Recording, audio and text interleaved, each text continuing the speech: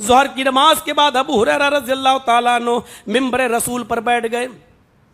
मस्जिद खचाखच भरी हुई थी कि आज अबू हुरैरा तशरीफ लाए, दर्स देंगे। इमाम बुखारी इस वाक़े को अपनी मशहूर किताब अल अदबुल मुफ़रद में नकल करते हैं।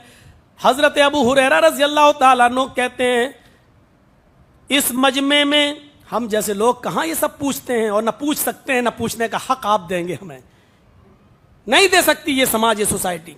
अबू हुरैरा रज़ियल्लाहु ताला अन्हु कह रहे हैं, सुनिए, ये जितने लोग सुनने आए हैं मुझे, इनमें से अगर कोई भी अपने किसी रिश्तेदार से नाराज हो तो वो इस महफिल से उठ के चला जाए। अगर हम कह दें तो आधी नहीं बल्कि पूरी मस्जिद खाली हो जाएगी। अबू हुरैरा रज़ियल्लाहु ताला अन्हु ने कहा कि अगर कोई अपने किसी रिश्तेदार से नाराज है तो उठ के चला जाए। कोई नहीं उठ रहा है।